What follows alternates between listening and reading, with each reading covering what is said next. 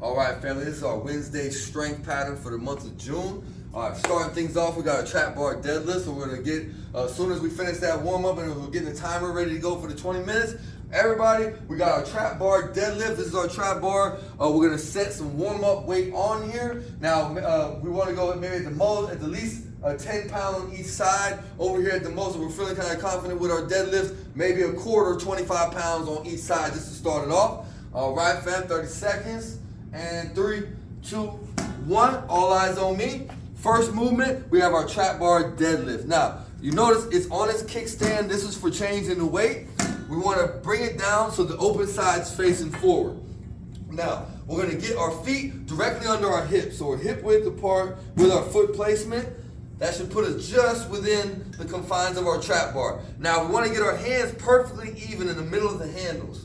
Once our grip is secured, it's all about our setup. We want to have the crown of our head pointed to the ceiling. From there, we want to make our neck long, our arms long, and our armpits are in tight to our body. So everything's taut, and then now core is braced. Now my shoulder blades should be over the center line. I don't want to be back here in a squatty motion. Bring those hips up, get the shoulder blades over the center line of the trap bar. From here, everything's tight.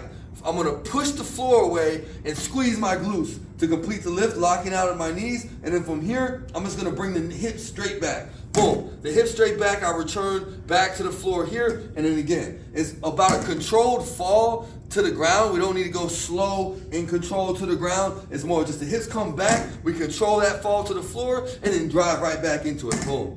Each time tapping the floor, setting up like it's a mini 1 rep deadlift. Each time we're going to be going from 8 to 12. First, we're going to get 2 warm-up sets of about 8 to 10. I go, then my partner goes, and then back and forth twice. When we finish, we're going to get into a low plank. Let's go. All right, fam. 3, 2, 1. Up from that plank. All eyes on me. Our second movement is a combo movement. So one of us is going to start it off as the other rests from the last deadlift. We're going to get our dumbbells up. Let's not go too heavy. This is more of a field movement. We're going to roll back, get our shoulder blades tucked.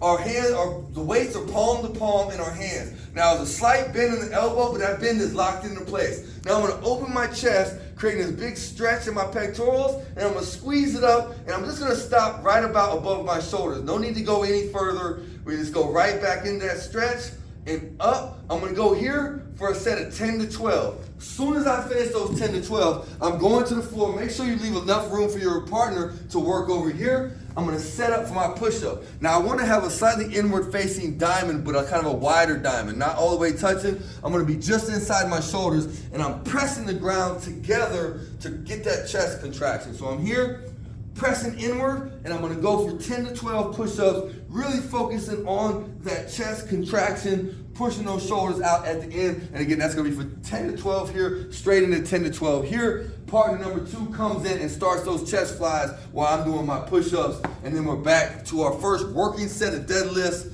And then we're going to moderate our weight and progress up throughout the lift. Let's go.